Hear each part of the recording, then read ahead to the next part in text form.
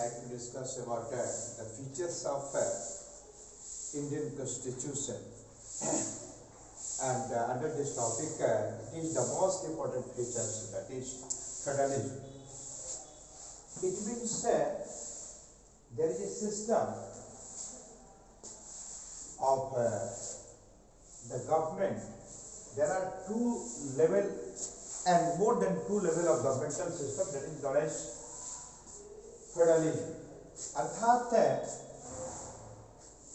ये संघवाद भारतीय संविधान की विशेषता है कि यहाँ संघीय शासन प्रणाली, संघवाद इसको हम लोग कहते हैं.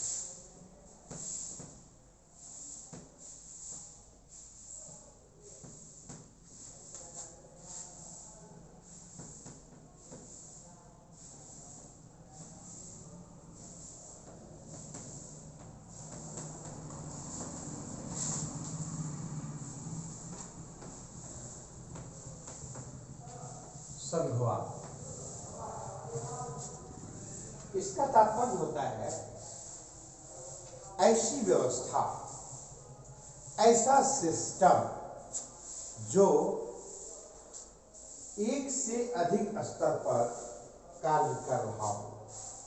भारत में विशेषता इस प्रकार की है भारत के संविधान की, यहाँ पर एक संपूर्ण देश के स्तर पर की सरकार कार्य करती है, जिसे हम केंद्रीय सरकार कहते हैं, सेंट्रल गवर्नमेंट कहते हैं. और दूसरा, प्रत्येक राज्य की अपनी अपनी अलग सरकार है. तो भारतीय संविधान की जो विशेषता है, इस ऐसी विशेषता है कि इसमें एक संपूर्ण देश के स्तर पर सरकार कार्य करती है और दूसरा प्रत्येक राज्य के स्तर पर सरकार कार्य करती है. यहाँ जहाँ एक से अधिक स्तर पर सरकार कार्य करती है, ऐसे सिस्टम को, ऐसे मैकेनिज्म को हम लोग फेडरलिज्म के नाम से जानते हैं.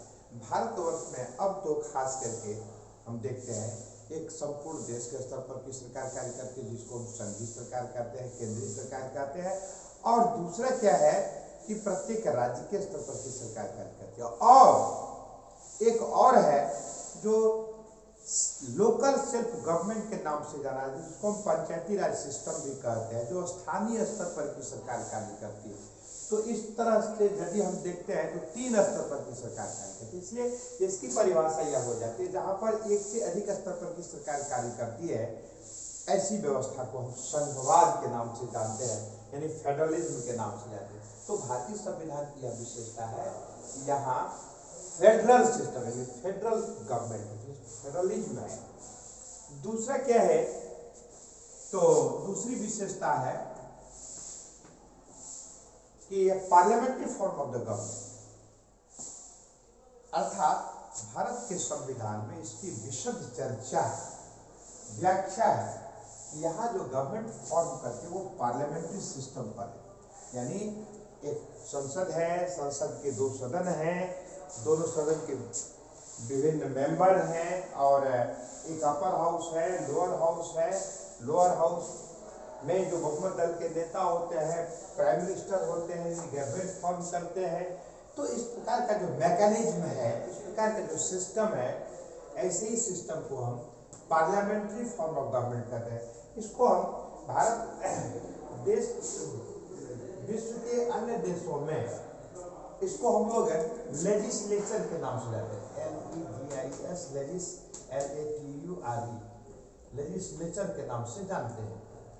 ठीक है, इसी को हम लोग भारत में हम पार्लियामेंट के नाम से जानते हैं, पार्लियामेंट के नाम से जानते हैं. तो जहां पर parliamentary form of governmental system हो, तो ऐसी विशेषता भारत के संविधान में, अर्थात भारतीय संविधान की विशेषता है कि यहाँ पर संसदीय शासन प्रणाली है.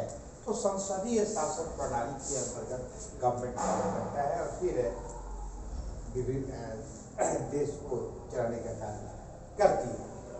इसके बाद है डायरेक्टिव प्रिंसिपल, यानी कि संविधान निर्देशित करता है, संविधान निर्देश करता है प्रत्येक राज्य की सरकार को और केंद्र की सरकार को आपको इस रूप में चलना है, व्यवस्था सुनिश्चित करना है, संपादित करना है। यानी निर्देश देने का कार्य संविधान करता है ताकि देश के हित में, देश की जनता के हित में कार्य किया जा सके। यानी कि स्टेट पॉलिसी इसी प्रकार की है। तो भारतीय संविधान की एक यह भी विशेषता है, यहाँ पर राज्य के नीति निर्देशक सिद्धांत के अनुरूप व्यवस्था सुनिश्चित की जाती है। तो यही कारण है कि हम लोग एक विशेषता के रूप में जानते हैं भारत के संविधान को। यहाँ पर नीति निर्देशक सिद्धांत कार्य करता है। इसके बाद है कि इंडिपेंडेंस ऑफ जुडिशियरी। आप सबको ज्ञात होगा, पिछले दिन हमारी हम चर्चा कर रहे थे कि सरकार के जो 3 अंग होते हैं, एक को हम लेजिस्लेचर कहते हैं, दूसरे को हम एग्जीक्यूटिव के नाम से जानते हैं और तीसरे को जुडिशियरी के नाम से जानते हैं। तो लेजिस्लेचर और एग्जीक्यूटिव जो है, ये दोनों के बीच में बहुत एक दूसरे पर निर्भरता रहती है, बहुत अपनत्व भी रहता है और नोक झोंक भी होते रहता है। एक का कार्य है नियम बनाना, तो दूसरे का कार्य है नियम लागू करना। इसलिए बीच बीच में कभी कभी तालमेल में कमी आने के कारण विवाद भी हो जाता है, बहस भी होती है और ये प्रक्रिया चलती रहती है। किंतु जुडिशियरी जो है यह फुल्ली इंडिपेंडेंस ऑर्गन है। सरकार का जुडिशियरी एक फुल्ली इंडिपेंडेंस ऑर्गन है। यही कारण है कि इसको एक स्वतंत्र इकाई के रूप में माना जाता है।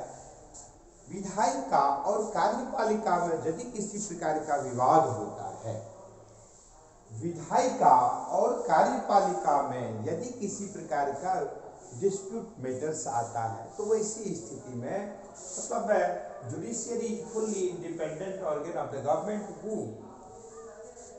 Take decision what will be right और any type of dispute matters between legislative assembly and executive. अर्थात कार्यपालिका और विधायिका के बीच में किसी भी प्रकार का संशय न हो, विवाद न हो, उन समस्या का समाधान करने के लिए ये इंडिपेंडेंस जुडिशियरी है। यानी भारत के संविधान की एक यह भी विशेषता है कि यहाँ पर एक स्वतंत्र इकाई के रूप में यहाँ की न्यायिक प्रक्रिया है, न्यायिक व्यवस्था है, जो संविधान का रक्षक का भी कार्य करती है।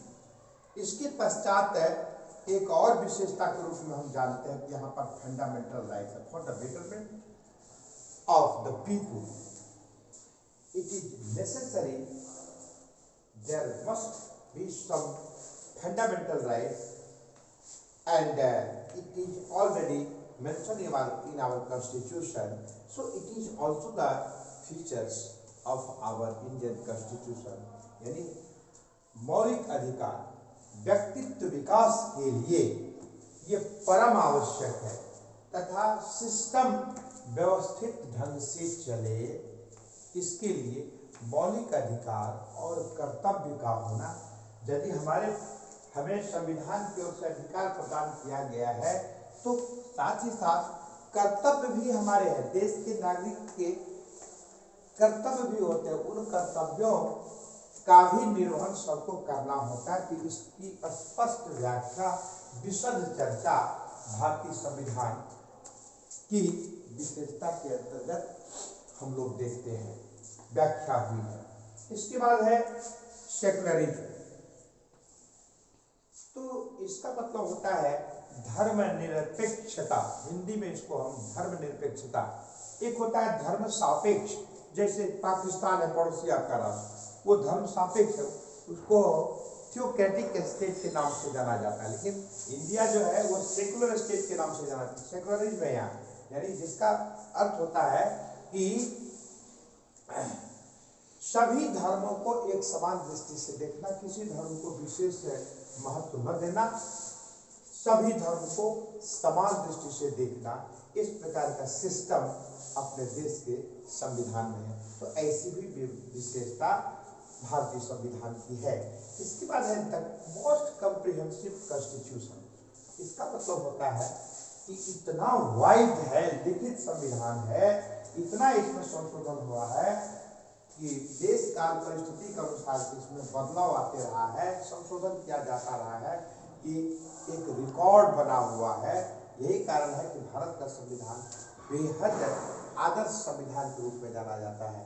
आज के डेट में भी 22 शेड्यूल्स है, 12 शेड्यूल्स है, 395 आपकी पुस्तक में तो 395 दिया हुआ है, लेकिन 448 तक पहुंच गया है और इस पर फाइनली तो वो पास नहीं हो सका है।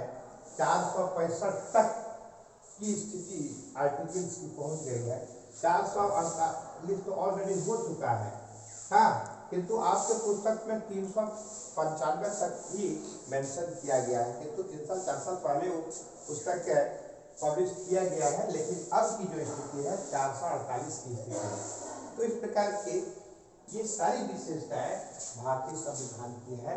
विशेषता को जान लेने मात्र से, जान लेने के कारण हम समझ पाते हैं कि वास्तव में भारतीय संविधान का क्या आदर्श है, क्या स्वरूप है, क्या नेचर है। तो आज की कक्षा में इतना ही। धन्यवाद।